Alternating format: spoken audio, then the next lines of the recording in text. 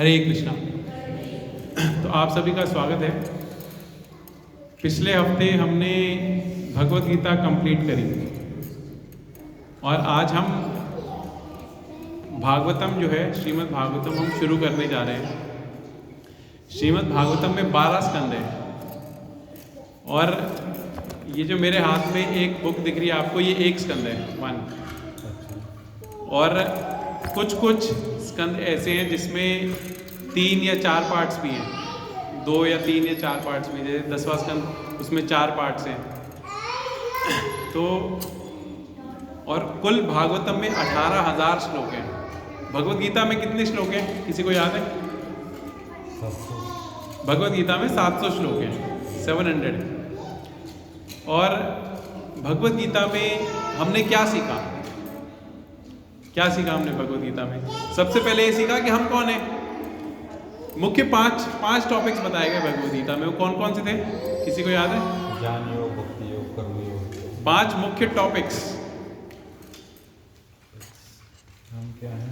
ये तो भगवान, जीव, भगवान, आत्मा। जीव वो तो जीव ही हो गया, आत्मा जीव एक ही बात है। जीव, भगवान, प्रकृति, काल और कर्म, ये मुख्य 5 टॉपिक्स है। कौन कौन से? जीव, भगवान, प्रकृति, काल और कर्म। और भगवत गीता का कंक्लूजन कौन से श्लोक पे हुआ? भगवान ने भगवत गीता के आखिरी श्लोक में जब कंक्लूड किया तो क्या बोला? कौन बताएगा? What is the conclusion of Bhagavad Gita? Bhagavad Gita का समापन भगवान ने क्या, किस चीज पर स्ट्रेस देके किया? सारे धर्म छोड़ के मेरी शरण में आओ। सारे धर्म छोड़ के मेरी शरण में आ जाओ। सर्वधर्मान परित्यज्य मामेकम शरणम व्रज अहम त्वाम सर्व पापेभ्यो मोक्षयिष्यामि मा शुचम्। ये भगवत गीता का, श्रीमद् भगवत गीता का कंक्लूजन है कि जहां पे भगवान कहते हैं कि सभी धर्मों का परित्याग करके तुम केवल मेरी शरण में आ जाओ। और जहां भगवत गीता का समापन होता है वहीं से श्रीमद् भागवतम शुरू होती है। श्रीमद् भागवतम की जो शुरुआत है वो यही है कि भगवान के ऊपर जब हम सरेंडर हो जाते हैं, उसके बाद हम भगवान के बारे में और ज़्यादा जानना चाहते हैं। भगवान से और प्रेम बढ़ाने के लिए ये ग्रंथ क्या है? ये भगवान से हमारा और संबंध और नज़दीक करता है। हमारा भगवान से संबंध और नज़दीक करता है। बहुत बहुत सुंदर सुंदर इसके अंदर स्टोरीज। आज हम केवल इंट्रोडक्शन लेंगे श्रीमद् भागवतम का। आज हम श्लोक वाइज स्टार्ट नहीं कर रहे, आज हम केवल इंट्रोडक्शन ले रहे हैं। बहुत सुंदर सुंदर स्टोरीज हैं, स्टोरीज भी, लीलाएं।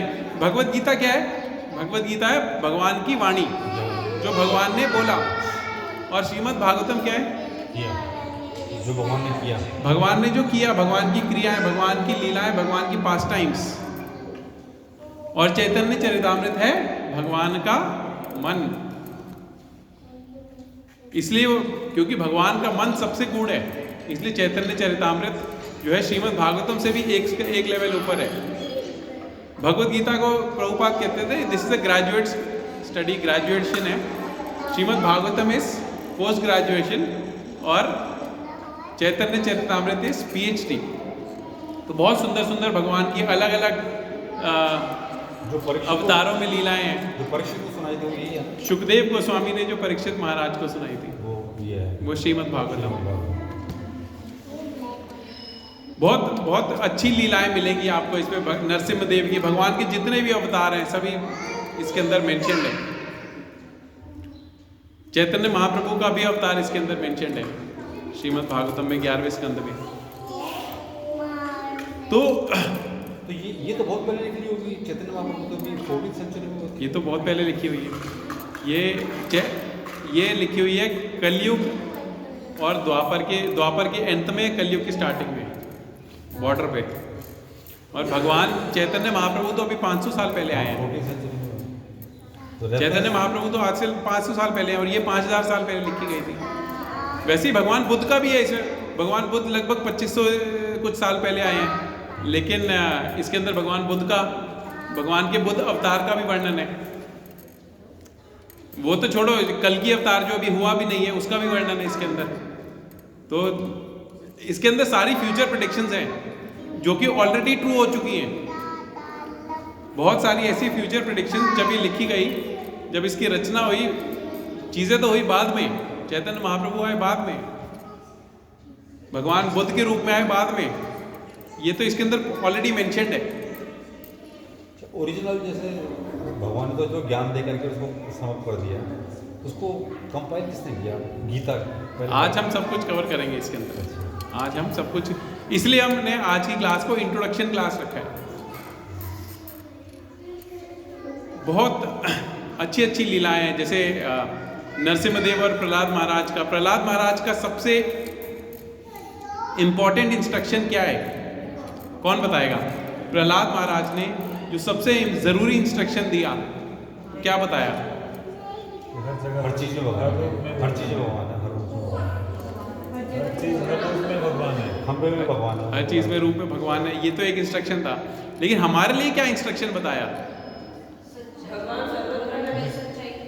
भरोसा रखना चाहिए, भरोसा रखना चाहिए। ये सब टीचिंग्स है प्रहलाद महाराज की। उनकी सबसे जरूरी इंस्ट्रक्शन है कौमार आचरित प्राज्ञो। भगवान श्रीमद् भागवतम के 7वें स्कंद के 6ठे अध्याय के पहले श्लोक में बताते कौमार आचरित प्राज्ञो कि हमारी कौमार जो बुद्धिमान व्यक्ति है वो भगवान की सेवा कब से शुरू कर देता है? परम भगवान की सेवा कौमार अवस्था से, फ्रॉम द वेरी चाइल्डहुड, बचपन से ही जो बुद्धिमान व्यक्ति है कौमार अवस्था, बिल्कुल बचपन से ही भगवान की सेवा में लग जाता है।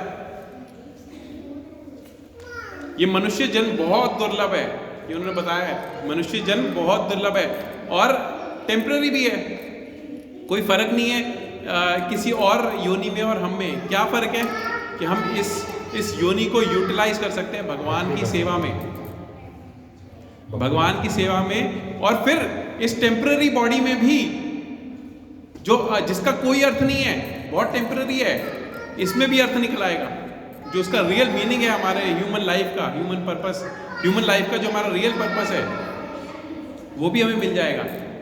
कब? जब हम कौमार अवस्था से ही, from the very childhood, what हम क्या शुरू करते हैं? हम भगवान की सेवा वहीं से आरंभ कर देते हैं। ये प्रहलाद महाराज की सबसे इंपॉर्टेंट इंस्ट्रक्शंस है हमारे बच्चों के लिए। हमारे लिए स्पेशली क्या है कि हमें अपने बच्चों को, जनरली में हम क्या देखते हैं कि पेरेंट्स कहते हैं कि अभी तुम्हारा ये भगवान की सेवा में लगने की उम्र नहीं है, तुम्हारी किसकी उम्र है? खेल कूद की है या पढ़ाई की है, पढ़ाई में मन लगाने की है। ठीक है, ये सब तो बच्चे अपने आप ही करेंगे, पढ़ाई भी अपने आप ही करेंगे। कोई हमें बच्चे को खेलने के लिए कोई फोर्सफुली नहीं कहना पड़ेगा, वो उसका नेचर है, वो ऑटोमेटिकली करेगा। हमें उसको किस चीज में इंस्पायर करना है, मोटिवेट करना है, जो उसकी बेसिक नेचर, क्योंकि जो उसकी बेसिक नेचर है, वैसे आत्मा की बेसिक नेचर वही है, लेकिन प्रैक्टिस नहीं है। आचरित, हम कौमार आचरित प्राज्ञ, उसकी प्रैक्टिस करनी है बचपन से ही, चाइल्डहुड। आचरित मतलब उसको अपने जीवन के आचरण में बचपन से ही लेके आना है। सबसे इंपॉर्टेंट इंस्ट्रक्शंस है हमारे बच्चों के लिए। बच्चों को भगवान की सेवा में छोटी छोटी चीजें,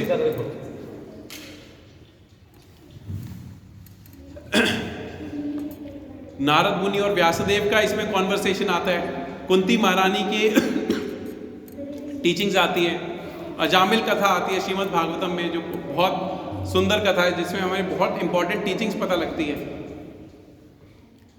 तो श्रीमद् भागवतम ऐसा ग्रंथ है जिसका कोई, इसको ग्रंथराज बोला जाता है, ग्रंथराज श्रीमद् भागवतम, ग्रंथों में जो राजा है, टॉप मोस्ट लिटरेचर। कोई वेद, कोई पुराण इससे ऊपर नहीं है श्रीमद् भागवत से। क्यों? क्योंकि हमें प्योर भक्ति बताता है, प्योर भक्ति के बारे में बताता है, और किसी चीज के बारे में नहीं बताता। कोई धर्म, अर्थ, काम, मोक्ष के बारे में श्रीमद् भागवतम नहीं बताता। किसके बारे में बताता है? केवल शुद्ध भक्ति के बारे में। हमें भी सिखाता है और हमें क्या करता है, हमारे बच्चों को भी हम इसमें अप्लाई कर सकते हैं। इसकी टीचिंग्स हम अपने बच्चों पे, अपने घर पे, अपने जीवन में, अपने माँ बाप के साथ बैठ के पढ़ सकते हैं, कोई दिक्कत नहीं है। घर में बैठ के इसकी टीचिंग्स को पढ़िए। कोई श्रीमद् भागवतम आप सोचे कि हम अभी एग्जाम्पल लेते हैं, 18,000 श्लोक है इसके अंदर। आप डेली एक श्लोक पढ़ते हो तो कितना समय लगेगा आपको? एक साल में 365 श्लोक पढ़ पाओगे मैक्सिमम, अगर दिन में एक पढ़ते हो तो। 18,000 डिवाइडेड बाय 365 करें तो कितना आएगा? 400 डिवाइड बाय 60 साल, 50 साल, 50 साल, 50 ईयर्स, कम से कम 50, कम से कम, कभी कभी डबल भी करोगे 50 साल। तो इतना सिर्फ एक श्लोक डेली पढ़ने से नहीं होगा। अपना हमें टारगेट बनाना चाहिए कि मिनिमम हम इतने श्लोक, 3 या 4 या 5 श्लोक पढ़ेंगे कि हम 7 साल में फिनिश कर पाए, 5-7 साल में जितने भी जो है ये फिनिश कर पाए। बहुत इम्पोर्टेंट ग्रंथ है। प्रभुपाद ने बताया 3 ग्रंथ सबसे जो इम्पोर्टेंट है, भगवद गीता जो हमने कर लिया, श्रीमद् भागवतम, चैतन्य चरितामृत और भक्ति रसामृत सिंधु। हमने भगवद गीता तो कर लिया, बाकी के ग्रंथ हमारे स्टार्ट हो रहे हैं। चैतन्य चरितामृत, श्रीमद् भागवतम, भक्ति रसामृत सिंधु। इसके अलावा हम रामायण भी कोशिश करेंगे। देखते हैं हमारा, आप सबका इंतज़ियाज़म कितना बना रहता है। तो आगे चलते हैं। तो ये शुरू कैसे होता है? ये शुरू होता है जब नैमिषारण्य में, कहाँ पे? ये श्रीमद् भागवतम का जब आप श्लोक शुरू करेंगे, सबसे पहले हम देखेंगे कहाँ शुरू हो रही है? नैमिषारण्य में। नैमिषारण्य में कौन? सूत गोस्वामी और लगभग 88,000 ऋषिगण, जिनके हेड थे शौनक ऋषि। वो सूत गोस्वामी से मुख्यतः 6 प्रश्न करते हैं। 6 most important questions of our life. और ये क्वेश्चन हमें पहले अध्याय में मिलेंगे सारे। जब हम पहला अध्याय नेक्स्ट क्लास में स्टार्ट करेंगे तो हम ये 6 प्रश्नों के बारे में, ये 6 प्रश्न पहले तो क्या पूछते हैं, फिर अगले कुछ अध्याय में उनके आंसर्स आते हैं। तो ये टॉपिक किसके बीच में कॉन्वर्सेशन होती है? जब हम स्टार्ट करते हैं, किसके बीच में ये कॉन्वर्सेशन है? सूत गोस्वामी और शौनक ऋषि के बीच में। कहां पर? नैमिषारण्य में। What is the true religion? True धर्म क्या है? हमारा सही सच्चा धर्म क्या है? What is the perfection of religion? Religion की परफेक्शन क्या है? वहां तक हम कैसे पहुंचेंगे? ये सब प्रश्न हैं जो कि आगे शौनक ऋषि सूत गोस्वामी से करेंगे। और यहाँ पे हम देखेंगे कि ये स्टोरी कैसे चलती है। सूत गोस्वामी कभी, ये आप देखेंगे सूत गोस्वामी और शौनक ऋषि के बीच में कॉन्वर्सेशन चल रही है। कभी सुखदेव गोस्वामी और परीक्षित महाराज के बीच में कॉन्वर्सेशन चल रही है। कभी नारद मुनि और व्यासदेव के बीच में कॉन्वर्सेशन चल रही है। श्रीमद् भागवतम ऐसे ही कंपाइल्ड है। कभी कृष्ण युधिष्ठिर को बता रहे हैं, कभी। तो इसकी शुरुआत कहाँ होती है? इसकी शुरुआत होती है श्रीमद् भागवतम की बद्रिकाश्रम में, बद्रीनाथ में, जहां पर व्यासदेव ने पुराणों की और उपनिषद की, वेदों की सारी रचना करी। और उसके बाद भी वो संतुष्ट नहीं थे। उसके बाद भी वो व्यासदेव, उन्होंने इतनी विशाल रचना करी वेदों के बारे में। वेद कितने विशाल है, लाखों श्लोक है। इतनी विशाल रचना, इतना नॉलेज देने के बाद भी उन्होंने केमिस्ट्री, बायोलॉजी और धर्म, अर्थ, काम, मोक्ष, हर चीज की नॉलेज दे दी, फिर भी उनका मन सैटिस्फाइड नहीं था। जब वो इस बारे में सोच रहे होते हैं, थोड़ा अध्ययन कर रहे होते हैं, शोक में होते हैं, तो नारद मुनि उनके सामने प्रकट होते हैं। नारद मुनि श्रील व्यासदेव के गुरु भी थे। व्यासदेव के गुरु कौन है? नारद मुनि। और व्यासदेव स्वयं भगवान के शक्त्यावेश अवतार बताए गए हैं। इवन नारद मुनि भगवान के शक्त्यावेश अवतार बताए गए। शक्त्यावेश अवतार क्या होता है वो आगे देखेंगे, श्रीमद् भागवतम में बताया गया। तो जब वो इस शोक में होते हैं तो नारद मुनि व्यासदेव के आगे प्रकट होते हैं, कि सामने प्रकट होते हैं और उनसे कहते हैं तुम शोक में क्यों, खुद एनालाइज करो। क्योंकि व्यासदेव तो स्वयं भगवान थे, भगवान की शक्त्यावेश अवतार थे, भगवान नहीं थे, भगवान की शक्त्यावेश अवतार थे। तो वो अपने आप का ही खुद का ही एनालिसिस करते हैं और वो क्या सोचते हैं कि मैंने हर चीज के बारे में इसके अंदर लिखा, वेदों की रचना करी, पुराणों की रचना करी, धर्म अर्थ काम मोक्ष के बारे में लिखा, कर्म कांड, ज्ञान कांड, उपासना कांड, हर चीज के बारे में लिखा, लेकिन भगवान की शुद्ध भक्ति के बारे में नहीं लिखा। और ये ह्यूमन लाइफ का, ह्यूमन बीइंग का, मनुष्य जीवन का परम जो मोटिव होना चाहिए वो क्या होना चाहिए, भगवान की शुद्ध भक्ति, शुद्ध प्रेम को प्राप्त करना। मनुष्य जीवन का केवल एक यही मात्र पर्पस होना चाहिए। और मैंने वेदों की रचना इतनी विशाल करी, लिखा भगवान के बारे में, भगवान की भक्ति के बारे में लिखा, लेकिन इतना स्ट्रांगली नहीं लिखा, इतना ओपनली नहीं लिखा। तो नारद मुनि के इंस्ट्रक्शंस पे व्यासदेव दोबारा एक ग्रंथ की रचना करते हैं, जिसको कहते हैं श्रीमद् भागवतम। ग्रंथराज श्रीमद् भागवतम की जय।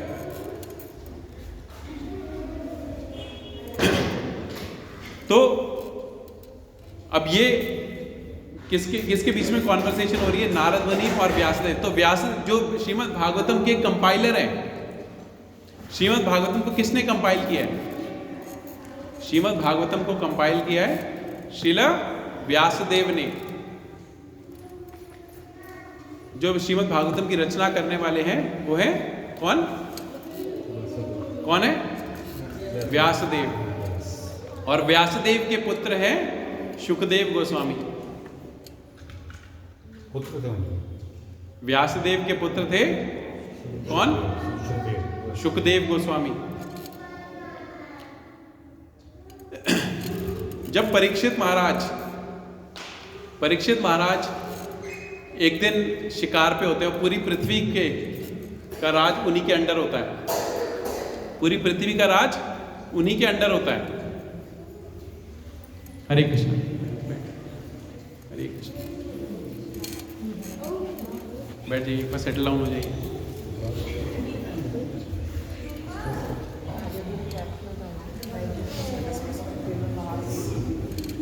तो संपूर्ण पृथ्वी के राजा थे परीक्षित महाराज, और उनके सामने कली के रूप में एक व्यक्ति आता है, बहुत काला, और वो क्या, एक गाय को मार रहा होता है। गाय को नहीं, बैल भी नहीं, सांड, एक सांड को मार रहा होता है। और बैल प्रतीक होता है धर्म का।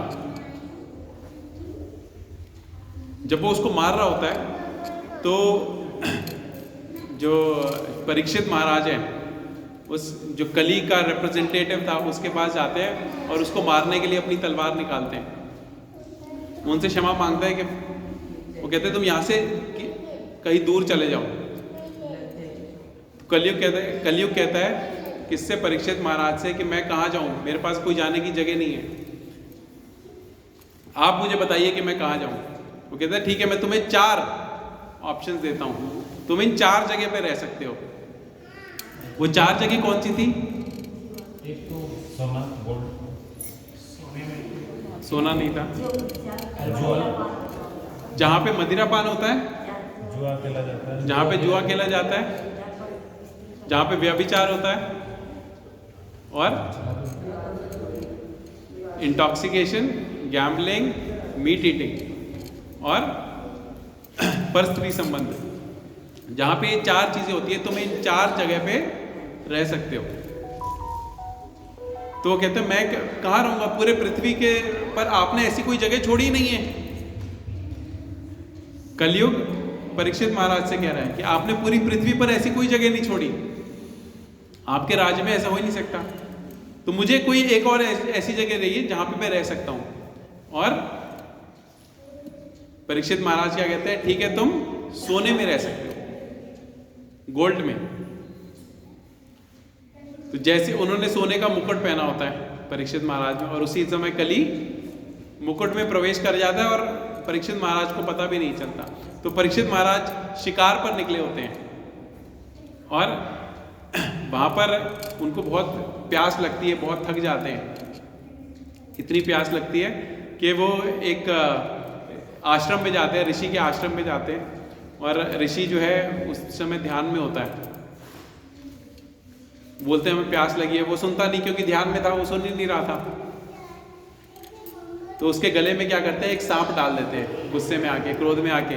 अब ये सोचिए कि परीक्षित महाराज भगवान के परम भक्त, उनके भूख, उनको केवल प्यास लगी थी। कोई प्यास लगना इतनी इंपॉर्टेंट बात है, इतनी बड़ी बात है। बाद में परीक्षित महाराज 7 दिन तक बिना खाए बिना पिए, कुछ भी बिना कुछ खाए पिए, कंटिन्यूसली 24 आवर्स 7 डेज, 7 दिन तक 24 घंटे कंटिन्यूस सुखदेव गोस्वामी से श्रीमद् भागवतम सुनते रहे। वही परीक्षित महाराज कंटिन्यूस 7 डेज तक। उस समय उनको कोई भूख प्यास कुछ नहीं लगा, और शिकार पर थोड़ी देर प्यास लगी तो उनको, जब उन्होंने ऋषि ने जवाब नहीं दिया तो उन्होंने उसके गले में गुस्से में आके एक मरा हुआ सांप डाल दिया और वहां से चले गए क्रोध में आके। जब उनका पुत्र आया तो देखता है कि अपनी योग शक्ति से देखा कि उसने किसने किया, पता लगा परीक्षित महाराज ने किया। परीक्षित महाराज को श्राप देता है कि आज से 7 दिन बाद तुम्हारी तक्षक नाग के काटने से मृत्यु हो जाएगी। आफ्टर 7 डेज तुम्हारी एक सांप के काटने से मृत्यु हो जाएगी, ये श्राप देता है। और परीक्षित महाराज स्पिरिचुअली इतने पावरफुल थे कि वो इस श्राप को नेगेट भी कर सकते थे। इस श्राप को परीक्षित महाराज कैंसिल भी कर सकते थे, उनमें इतनी स्पिरिचुअली शक्ति थी, आध्यात्मिक शक्ति थी। लेकिन उन्होंने इस चीज को एक्सेप्ट किया और सबसे सारे मंत्रियों को बुलाया कि अब ये सिचुएशन के बारे में बताया कि अब मेरा आखिरी समय नजदीक है, मुझे क्या करना चाहिए। तो सबका एक ही मत था सभी का कि तुम्हें गंगा किनारे जाके श्रीमद् भागवतम सुननी चाहिए, किसी होली प्लेस में जाके भागवतम सुननी चाहिए। तो सुखदेव गोस्वामी गंगा किनारे जाते और वहां पे परीक्षित महाराज गंगा किनारे जाते और वहां से कंटिन्यूअसली 7 दिन तक सुखदेव गोस्वामी से क्या सुनते हैं, श्रीमद् भागवतम कंटिन्यूअसली, बिना सोए, बिना खाए, बिना पिए, कंटिन्यूअस 7 डेज तक। अपने अंतिम समय में, हमें पता है कि हमारा अंतिम समय कब आने वाला है, नहीं आने वाला, हमें नहीं, किसी को भी नहीं पता, या किसी का आने नहीं वाला, किसी को ये पता है, सबको पता है हमारा आने वाला है। कब आने वाला है हम में से किसी को नहीं पता। तो हमें क्या करना चाहिए, हमें श्रीमद् भागवतम का अध्ययन करना चाहिए, इसको सुनना चाहिए, उसका पढ़ना चाहिए। ये हमारी जीवन को, हमारी लाइफ को सही दिशा देगा। अगर हम श्रीमद् भागवतम के हिसाब से चलते हैं, ये हमारी लाइफ को सही दिशा में ले जाएगा, सही डायरेक्शन है। भक्ति क्या करती है, भक्ति हमारी लाइफ कभी इधर जा रही है, कभी उधर जा रही है, कभी उधर जा रही है। हमारी लाइफ का कोई गोल ही नहीं है, और गोल नहीं है, गोल पोस्ट है, और वो गोल पोस्ट हर थोड़ी देर में चेंज हो जाता है। जब हम कुछ अचीव कर लेते हैं, हम अपने जीवन में हमने कुछ अचीव कर लिया, जो हमें चाहिए था, हमारी बहुत इच्छा थी अचीव करने का, जब हम वो अचीव कर लेते हैं तो क्या हम संतुष्ट हो जाते हैं?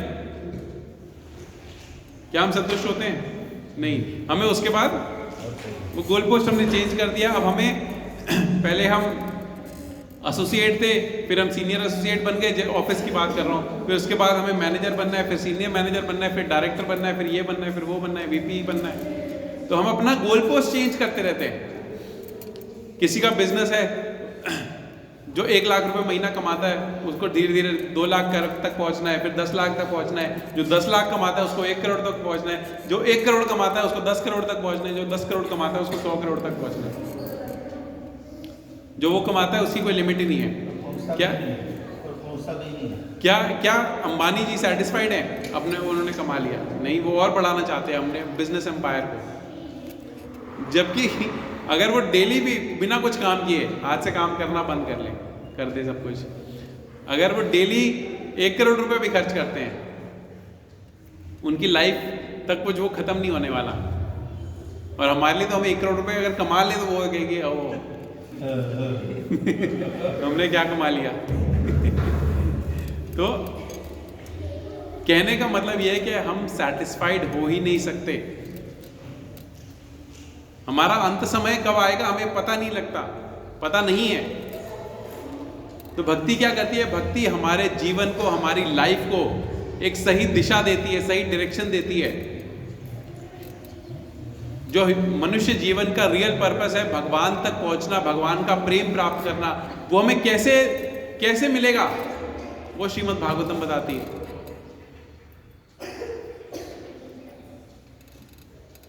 तो हम सभी को इसको कंटिन्यूअसली पढ़ना चाहिए डेली। हफ्ते में 1 दिन नहीं, हफ्ते में 1 दिन तो यहां पे आके सुनो, ठीक है, अच्छी बात है,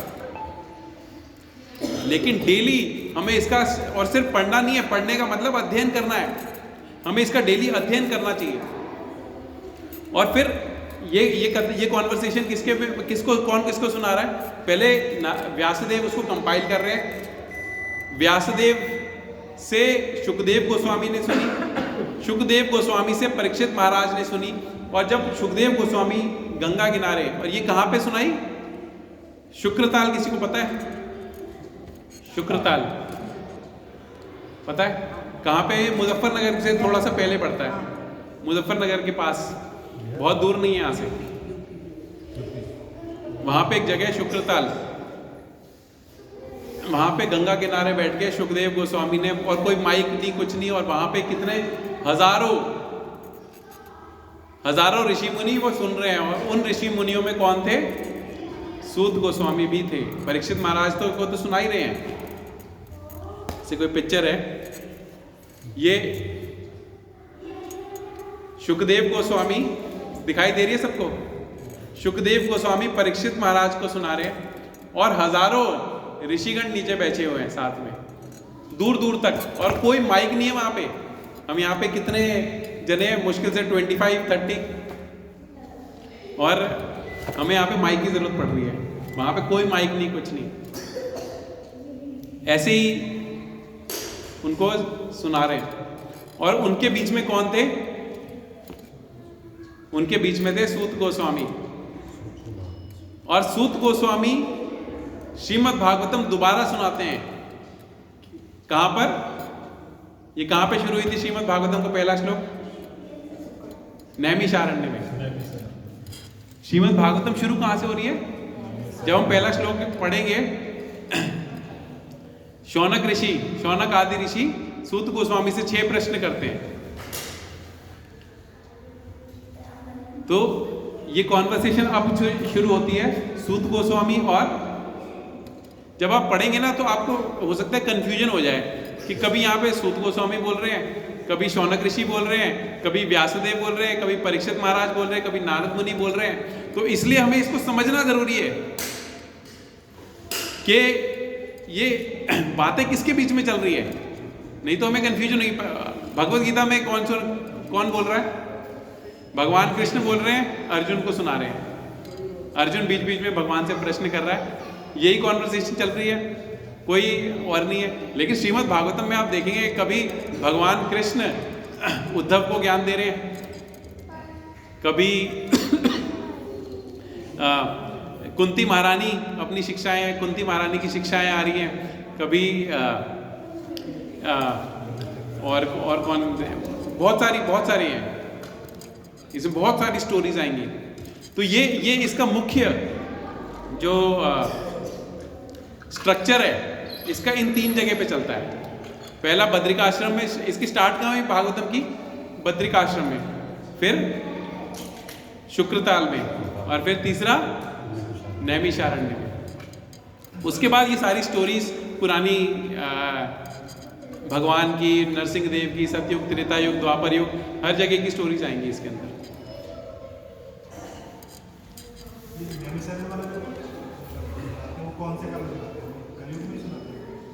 ये सूत गोस्वामी ने वहीं पर शुक्रताल में ही शुकदेव गोस्वामी से जब परीक्षित महाराज को सुना रहे थे, उनमें सूत गोस्वामी भी थे और उन्होंने सुना।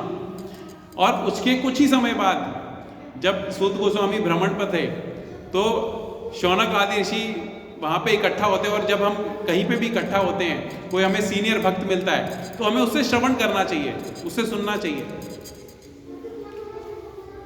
तो वहीं पर उनको एक आसन देते हैं सबसे पहले, सूत गोस्वामी को, सारे ऋषिगण के एक सीनियर डिवोटी है, उनको एक आसन देते हैं और उनसे सुनते हैं, श्रीमद् भागवतम का श्रवण करते हैं। और वो उन्हें वही भागवतम सुनाते हैं जो शुकदेव गोस्वामी ने परीक्षित महाराज को सुनाई। तो हम कभी नैमिषारण्य भी, मैं तो जा चुका हूँ, 2 या 3 बार जा चुका हूँ। शुक्रताल गया कोई? शुक्रताल, नैमिषारण्य थोड़ा एक जंगल है तो वहाँ पे आप गए? नैमिषारण्य गए हैं, शुक्रताल गए हैं। चलो शुक्रताल, और कोई गया शुक्रताल? शुक्रताल जाना फिर भी इजी है, आप भी गए, 2 जने गए हैं। वहाँ पे वो जगह भी है जहाँ पे शुकदेव गोस्वामी ने परीक्षित महाराज को सुनाई। वो ऊपर पेड़ के ऊपर देखा होगा आपने, बरगद का जो पेड़ है।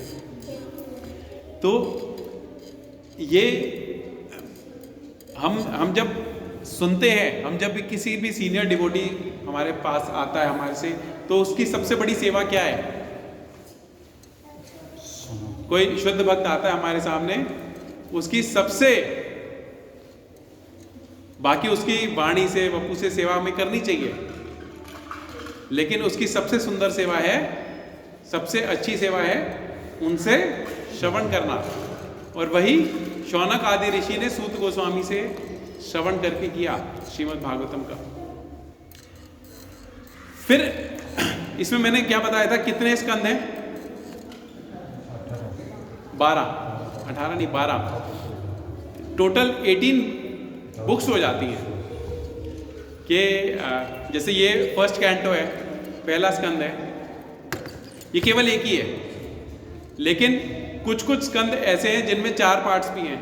10वें स्कंद के 4 पार्ट्स हैं, 7th कैंटो के 2 पार्ट्स हैं, किसी के 3 भी हैं। तो ऐसे करके कुल 18 बुक्स हैं, और जो कि 12 स्कंद में डिवाइडेड है। और श्रील प्रभुपाद बताते हैं कि जब हम 9 स्कंद तक पूरी अच्छी तरह स्टडी करके 9वें स्कंद तक पहुंच जाते हैं, टिल 9th कैंटो क्या है, 9वें स्कंद तक श्रीमद् भागवतम में भगवान के बारे में, क्रिएशन के बारे में, भगवान के अलग अलग अवतारों के बारे में, भगवान इस सृष्टि की रचना कैसे करते हैं, संपूर्ण सृष्टि और संपूर्ण ब्रह्मांड, केवल यही नहीं, अनंत कोटि ब्रह्मांड, सबके बारे में बताया गया। भगवान कैसे रचना करते हैं, कैसे कैसे क्या क्या करते हैं, भगवान के अलग अलग अवतार कौन कौन से थे। किसी को पता था कि नारद मुनि भी भगवान का ही शक्ति अवतार है? नहीं पता था। किसी को पता था बुद्ध भगवान के अवतार हैं, भगवान कृष्ण के? श्रीमद् भागवत नहीं, श्रीमद् भागवतम में लिखा हुआ है। सब 9 अवतार ही जानते हैं, लेकिन 23 या भगवान श्रीमद् भागवतम में बताते हैं, अवतारा ही असंख्येय, कि मेरे कितने अवतार हैं? मेरे असंख्य अवतार हैं। भगवान के 10 अवतार नहीं है, भगवान के 23 अवतार नहीं है। भगवान के कितने अवतार हैं? इतने बताते हैं जितनी समुद्र में लहरें हैं। समुद्र में लहरें कितनी हैं? असंख्य। उतने ही मेरे अवतार हैं, यानी असंख्य अवतार हैं। हम कहते हैं मुख्य 10 अवतार हैं। दशावतार स्तोत्र भगवान के 10 अवतारों के बारे में बताता है। और श्रीमद् भागवतम भगवान के अलग अलग अवतारों के बारे में बताएगा, सिर्फ 10 के बारे में नहीं, बहुत ज्यादा है जिनके बारे में बताएगा। और फिर अंत में बताएगा कि ये सब भगवान के अवतार हैं, भगवान के गुण अवतार हैं, या लीला अवतार हैं, या शक्त्यावेश अवतार हैं, ये सब भगवान के अवतार हैं। लेकिन भगवान कौन है? भगवान कृष्ण, कृष्णस्तु भगवान स्वयं, इंद्रारी व्याकुलम लोकम मृदयंती युगे युगे।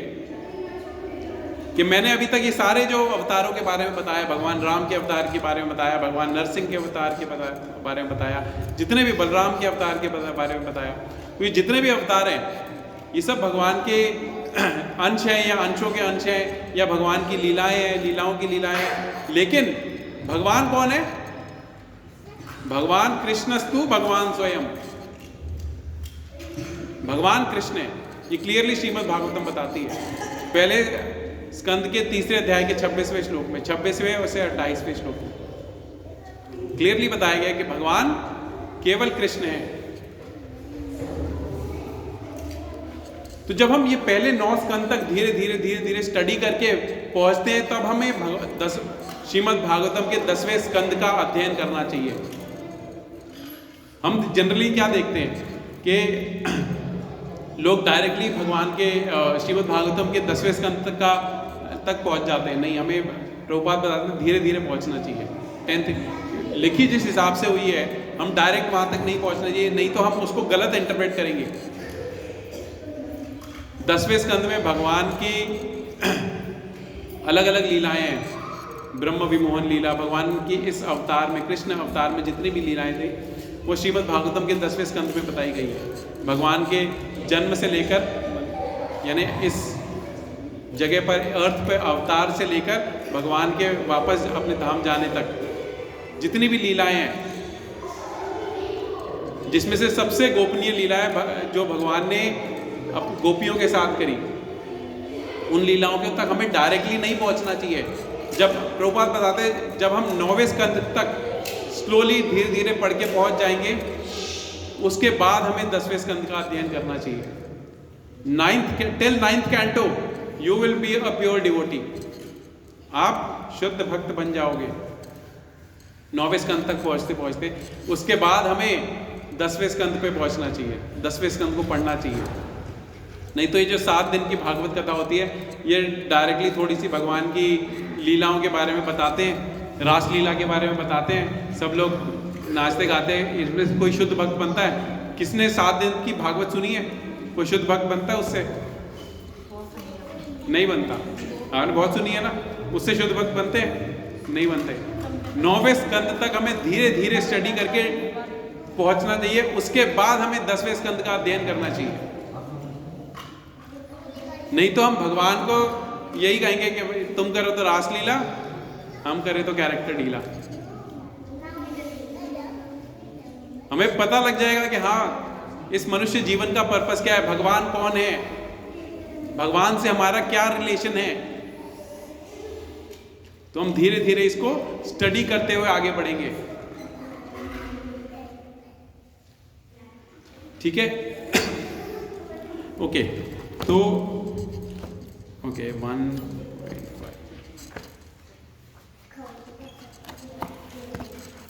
ये प्रभु कोई पढ़ो आप। ये पहले स्कंद के 5वें अध्याय का 10वां श्लोक।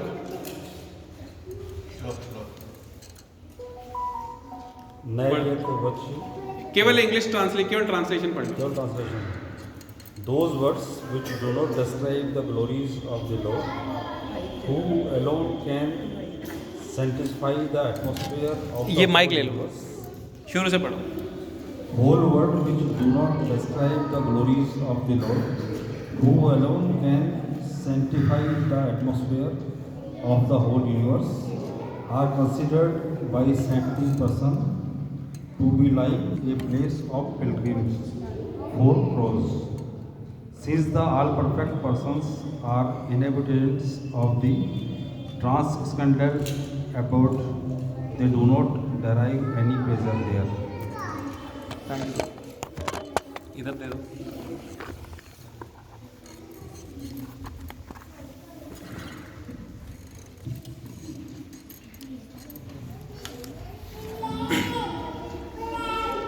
यहां पे क्या बताया गया है? Those words which do not describe the glories of the Lord, who alone can sanctify the atmosphere of the whole universe, are considered by saintly persons to be like unto a place of pilgrimage for crows. कि वह शब्द जो हमें भगवान की गुण, रूप, लीला, धाम के बारे में नहीं बताते, वह शब्द साधु लोग उसको क्या समझते हैं? A place of pilgrimage of for crows. किसका? कौओं का तीर्थ, जहां पे कौए जाते हैं। वह शब्द जो भगवान की लीला, रूप, गुण, धाम को डिस्क्राइब नहीं करते,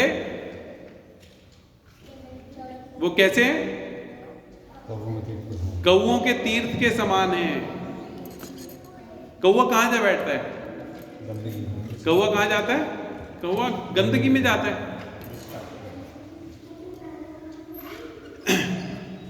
और इसीलिए व्यासदेव सैटिस्फाइड नहीं थे। इतनी विशाल वेदों की रचना करने के बाद भी,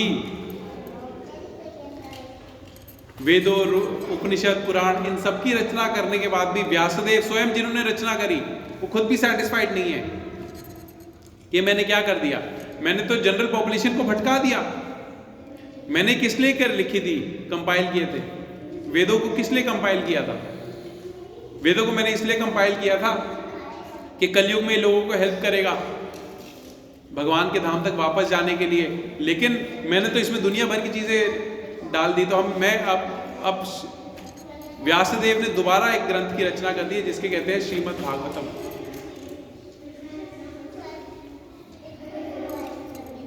Since the all perfect persons are inhabitants of the transcendental abode, they do not derive any pleasure there. क्योंकि जो साधुजन है, all perfect persons, वो कहाँ, साधुजन कहाँ बिलोंग करते हैं? वो भगवान के नित्य धाम में बिलोंग करते हैं। उसको इन सब चीजों में, धर्म, अर्थ, काम, मोक्ष की चीजों में कोई आनंद नहीं आता। हमें क्या, किस चीज में आनंद आता है? इंस्टाग्राम में, फेसबुक में, इन सब चीज़ों में हमें आनंद आता है। अलग अलग किताबें, मैगजीन्स, न्यूज़पेपर्स, दुनिया भर की नॉलेज। लेकिन साधुओं का क्या है? साधुओं के लिए कैसी है ये सब चीज़ें? कैसी हैं? कौओं के तीर्थ के समान है। यानी किसके समान है? कूड़े के समान है।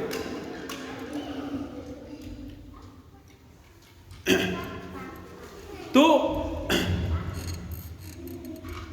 हम लोग श्रीमद् भागवतम, भगवत गीता क्यों पढ़ना चाहते हैं? आप लोग क्यों पढ़ना चाहते हैं? क्योंकि हमारे अंदर कुछ ना कुछ श्रद्धा है। जितनी स्ट्रांग हमारी श्रद्धा है, उतने ही स्ट्रांग डिवोटी हैं हम। जितनी ऊंची श्रद्धा, उतना ऊंचा भक्त। हमारी श्रद्धा छोटी छोटी है तो हम भक्त भी छोटे हैं। हमारी श्रद्धा इतनी है, भक्त भी इतने हैं। हमारी श्रद्धा जितनी ऊंची है, हमारी भक्ति का लेवल, भक्ति का मतलब हमारी भक्ति का लेवल डिसाइड होता है हमारी श्रद्धा से। हम कितने उस, और श्रद्धा का मतलब है हमारा फेथ कितना स्ट्रांग है। क्या हमारी श्रद्धा बहुत इजीली डगमगा जाएगी? किसी ने हमें दूसरी बात बता दी तो, किसी ने बोला नहीं, कोई भगवान नहीं है, कृष्ण भगवान नहीं है, कोई भी भगवान नहीं है। तुमने भगवान को देखा है? क्या हमारी श्रद्धा इतनी वीक है? अगर इतनी वीक है तो हम भक्त भी बहुत छोटे हैं अभी।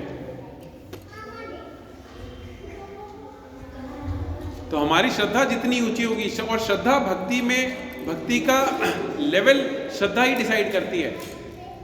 जैसे एक स्टोरी आती है एक मोची की और एक ब्राह्मण की।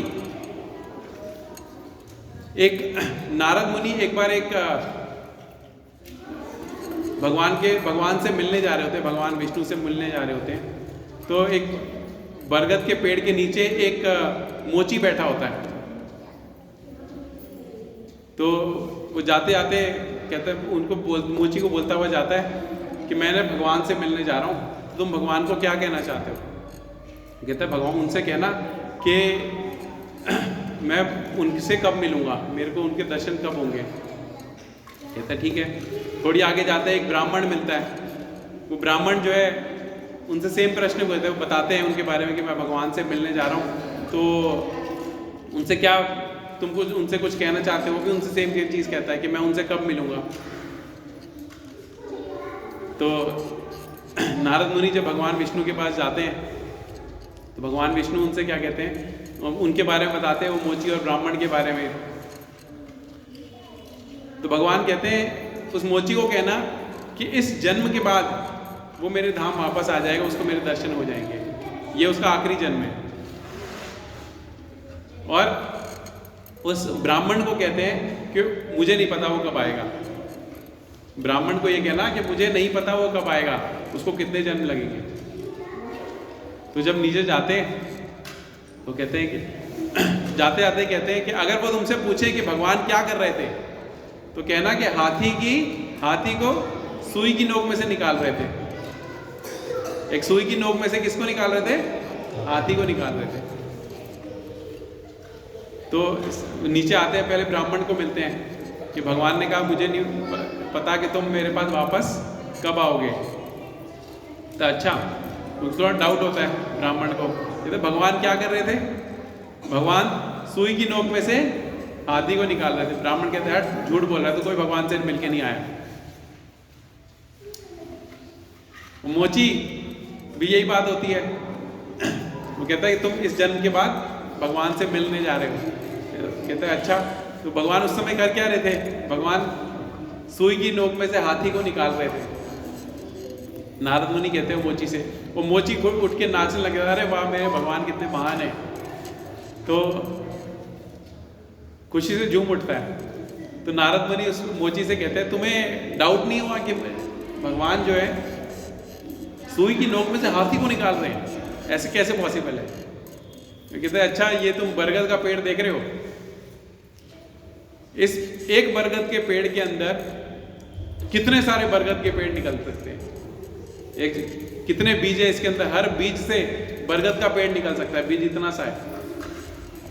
जब एक छोटे से बीज से इतने सारे हजारों पेड़ निकल सकते हैं, तो भगवान, और ये कौन कर रहा है? ये भगवान ही कर रहे हैं। तो भगवान के सुई की नोक में से हाथी को नहीं निकाल सकते। तो इससे क्या शिक्षा मिलती है कि उस मोची की श्रद्धा, उस ब्राह्मण की श्रद्धा से, ब्राह्मण क्या करता? सुबह सुबह उठता था, आरती करता था। मोची का कोई काम नहीं था। मोची बल्कि एक पत्थर शालिग्राम शिला थी, उसके ऊपर पैर रख के ठोकता था, लेकिन उसकी भगवान में पूरी श्रद्धा थी।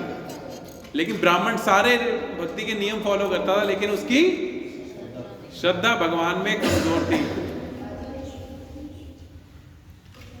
हमारी श्रद्धा डिसाइड करती है कि हमारी भक्ति कितनी स्ट्रांग है।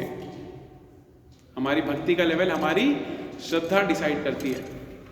क्या हम श्रीमद् भागवतम का अध्ययन इतनी श्रद्धा से करने जा रहे हैं? श्रील प्रभुपाद एक डिसाइपल है, वो श्रील प्रभुपाद के बारे में लिखती है बहुत। उनकी वो बताती है कि श्रील प्रभुपाद जब थे, अब तो श्रील प्रभुपाद नहीं है, उनका नाम है गोविंदा दासी। तो वो लिखती है कि मैं एक बार रात को श्रील प्रभुपाद को हार्ट अटैक आया, और प्रभुपाद जब बहुत वीक थे, लेकिन उस वीक अवस्था में भी श्रील प्रभुपाद क्या कर रहे थे? लेटे हुए थे, और वहाँ पे कुछ डिवोटीज बैठे थे, और श्रील प्रभुपाद उनको भागवतम सुना रहे थे। प्रहलाद महाराज और नरसिम्हदेव की कथा सुना रहे थे। तो कितना समझ लो स्ट्रॉन्ग फेथ था प्रभुपाद का, हमारा भगवान का कितना, प्रभुपाद का कितना प्रेम था श्रीमद् भागवतम से और भक्तों से भी, कि वो इस अवस्था में भी, हमें थोड़ी सी ठंड लगती है, हमें लगता है ओ वापस दुबक के बैठ जाते हैं आज। और श्रील प्रभुपाद को हार्ट अटैक आया हुआ था, बहुत वीक अवस्था में थे, बहुत कमजोर थे, और उसके बावजूद वो क्या कर रहे थे? वो श्रीमद् भागवतम सुना रहे थे। कोई इतना प्रेम करता हो श्रीमद् भागवतम से भी और भक्तों से भी, वही ये काम कर सकता है। इतना इजी, आप सोच के देखिए, क्या ये इजी है? नहीं है।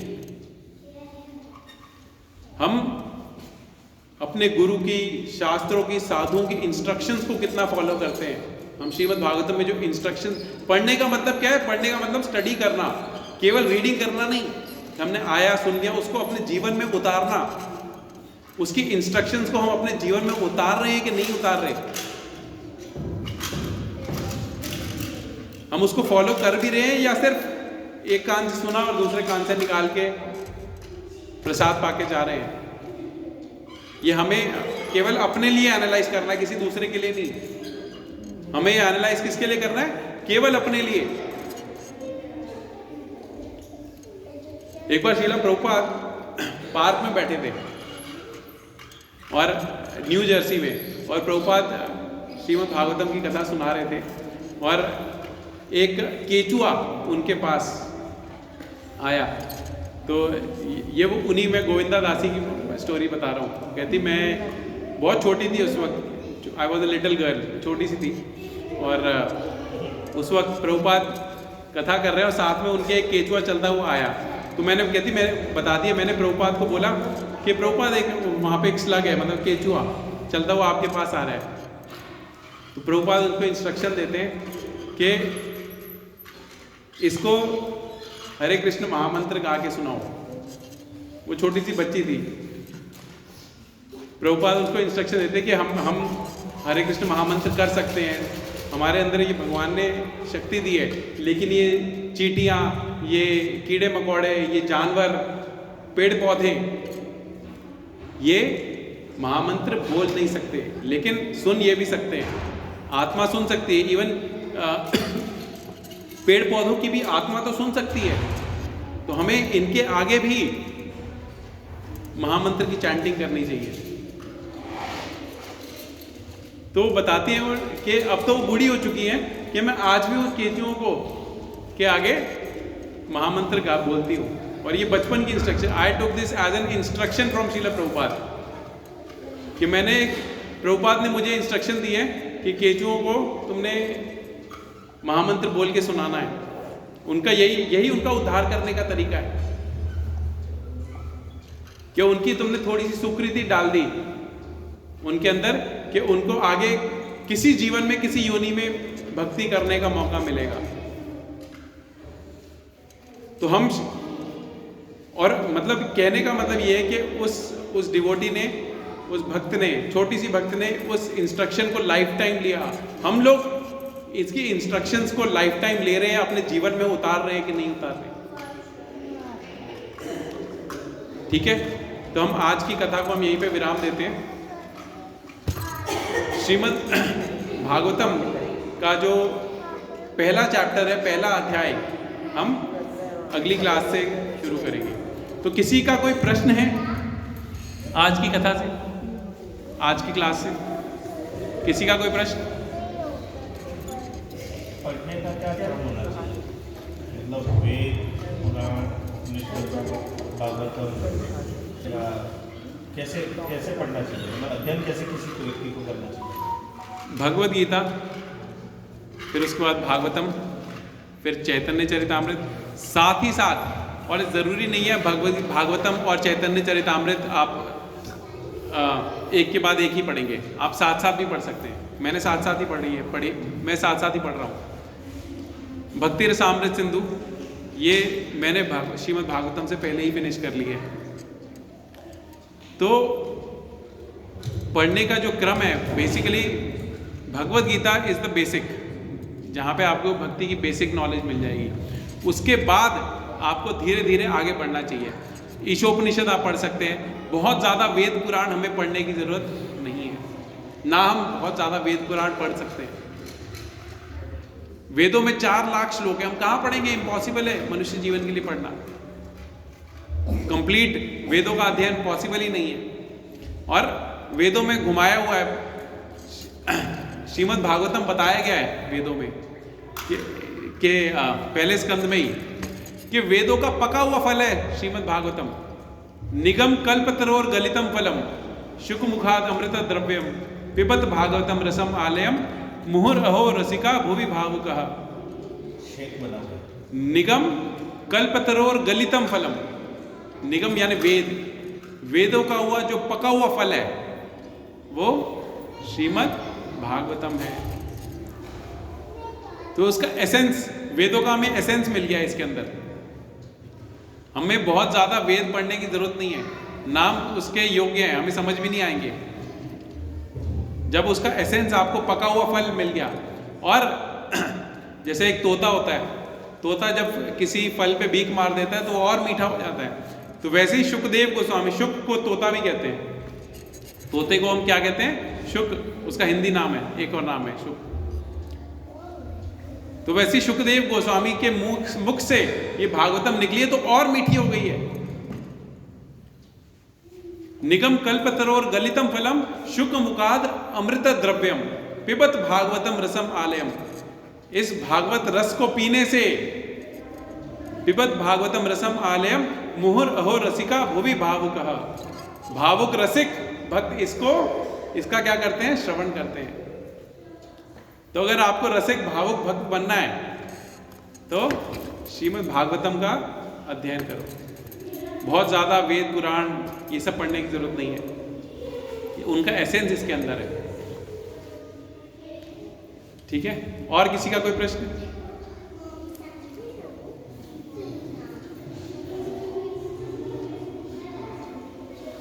नहीं, शॉर्ट में पढ़ने वाले हैं। हाँ अब ये चलो मैं अपना इसको स्टॉप कर देता हूँ।